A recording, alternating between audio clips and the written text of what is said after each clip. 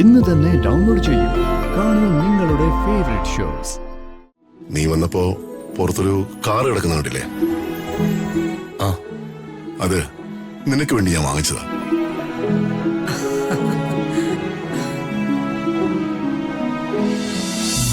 ഇങ്ങനൊരു മാതാവും പുത്രനും ദേ ഭാരതത്തിൽ ഇത് മാത്രമേ ഉള്ളൂ. വെറുതെ ചിരിപ്പിക്കാതെ ശേഖരേട്ടാ, ചേച്ചിക്കെല്ലാം മനസ്സിലാവും. അവര് നമ്മളോട് അങ്ങനെ പെരുമാറിയാലും നമ്മൾ അങ്ങനെ പെരുമാറിക്കൂടാ. എന്തായാലും ശേഖരേട്ടന്റെ മുഖത്ത് ചേച്ചിയല്ലേ. എന്റെ ആങ്ങളെയും അവന്റെ കുടുംബ വിളക്കായ ഭാര്യയും കൂടി പറയുന്നത് നമ്മളെക്കുറിച്ചുള്ള പാരകളാ. അവർക്കത് പറയാനേ നേരമുള്ളൂ. ഈ രണ്ട് വിഷജന്തുക്കളിൽ ഏറ്റവും കൂടുതൽ വിഷമുള്ളത് ആർക്കാന്നറിയോ? അതെന്റെ കുഞ്ഞമ്മാവനെന്ന് പറയുന്ന യൂസ്ലെസ്സിന് തന്നെ. രണ്ടിനെയും കൂടി അരച്ച് കലക്കി അരിഷ്ടം ഉണ്ടാക്കി തന്നാ ഞാനങ്ങ് കുടിക്കും.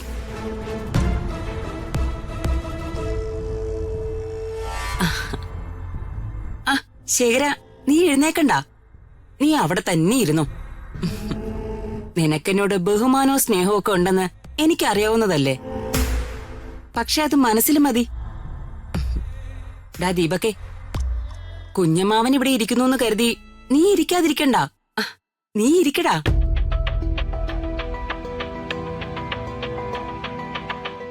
എവിടെ സൂര്യമംഗലം കൊട്ടാരത്തിലെ മഹാറാണി ശ്രീമതി സരസ്വതി വർമ്മ? കുതിരകളെ പൂട്ടിയ രഥത്തിലെ ഇങ്ങോട്ട് എഴുന്നള്ളുള്ളോ? എന്തിനാ ചേച്ചി വെറുതെ അവരെ പരിഹസിക്കുന്നേ? എന്തായാലും ഒരു കാലത്ത് നമ്മൾ അവരുടെ ആശ്രിതരായിരുന്നില്ലേ? സത്യത്തിൽ ചേച്ചി അവരുടെ വേലക്കാരിയായിരുന്നില്ലേ? നീ നിന്റെ ചേച്ചിയെ അവരുടെ വേലക്കാരിയാക്കിയല്ലേ? സത്യം പറഞ്ഞാൽ എന്തിനാ ചേച്ചി ചേച്ചി ഇങ്ങനെ മോഹൻ ചൊളിക്കുന്നത്? ഞാൻ പറഞ്ഞ എന്താ നുണയാണോ? അല്ലെങ്കിൽ കുഞ്ഞമ്മാനും അമ്മയെ കളിയാക്കല് ഒരല്പം കൂടുതലാ. മകനായ ഞാനത് കേൾക്കുമ്പോ എനിക്ക് എപ്പോഴും സഹിക്കണമെന്നില്ല. നിനക്ക് സുഖിച്ചില്ലെങ്കിൽ ഞാൻ എന്തിനോടാ? നിന്റെ സുഖം നോക്കിയാണോ ഞാൻ ജീവിക്കുന്നേ?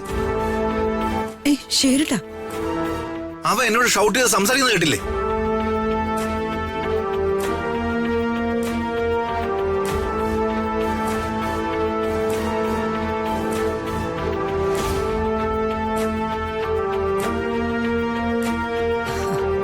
കുട്ടികൾ ഇതുവരെ വന്നില്ലേ യാമിനി? ഇല്ലമ്മേ. എന്താ ഇത്രയും താമസിക്കുന്നേ? ശേഖരേട്ടാ, ഒന്ന് വിളിച്ചു നോക്ക്. ആ ശരി.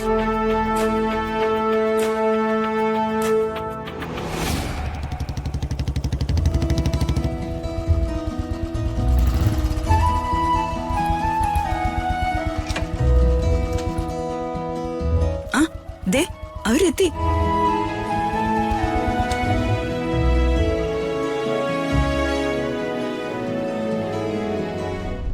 ഇവനെ പലയിടത്തും വെട്ടുകളഞ്ഞത് നിന്റെ കുഴപ്പം.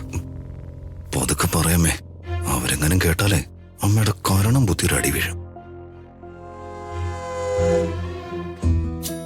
അമ്മമ്മേ, മോളെ, ചെറിയമ്മേ, മോളെ. രാജു, നിനക്ക് അമ്മമ്മയുടെ പിറന്നാൾ ആശംസകൾ. താങ്ക് യു അമ്മമ്മേ. Happy birthday Raju. Thank you sir. No sir, ചെറിയച്ഛൻ. രാജു, എന്റെയും പിറന്നാൾ ആശംസകൾ. Thank you madam. Happy birthday. Thank you madam. Happy birthday Raju. Thanks. അച്ഛനെവിടെ ഇല്ലേ ചെറിയമ്മേ? ഉണ്ട് മോളെ, ഞാൻ ചേട്ടനെ വിളിക്കാം.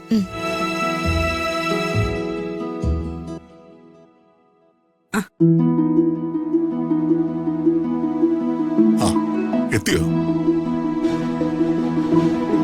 രാജുവിന് എന്റെ ഹൃദയം നിറഞ്ഞ പിറന്നാൾ ആശംസകൾ. Thank you sir. നിനക്ക് എന്റെ വക ഒരു ചെറിയ സമ്മാനമുണ്ട്. എന്താടാ പിറന്നാൾ സമ്മാനം?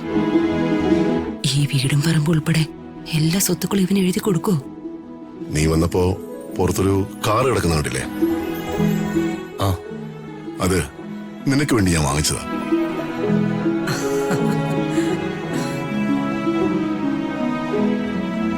അതാണ് ഇത്തവണത്തെ എന്റെ പിറന്നാൾ സമ്മാനം. ഇതാ കാറിന്റെ കീ.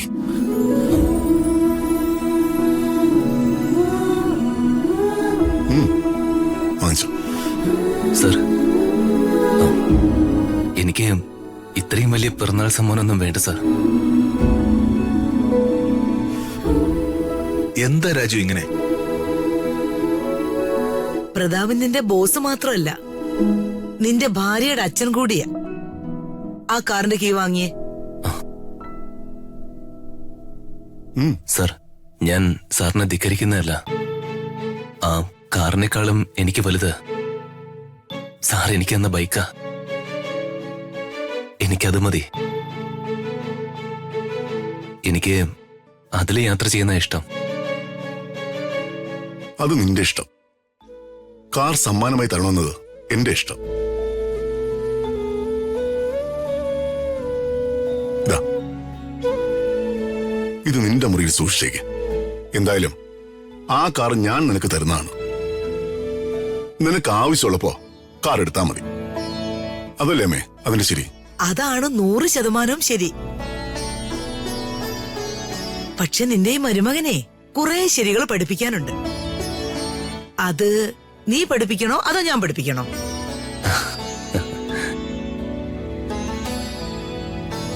ചക്കയ്ക്കൊത്ത ശങ്കരൻ തന്നെ. ഇവന് ചേർന്നൊരു ഭാര്യയാ ദൈവം ഇവന് കൊടുത്തത്.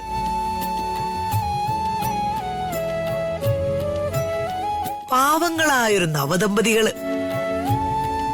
ഇവനെ എന്നെ പോലെ അല്ലാത്തൊരു രാഷ്ട്രീയക്കാരനാക്കിയാ മതി. പെട്ടെന്ന് സകല അഭ്യാസങ്ങളും പഠിച്ചോളൂ.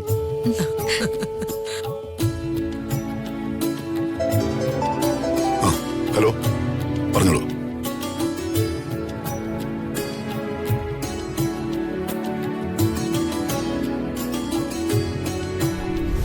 അവന് പിറന്നാൾ സമ്മാനമായിട്ട് പുതിയ കാറ്.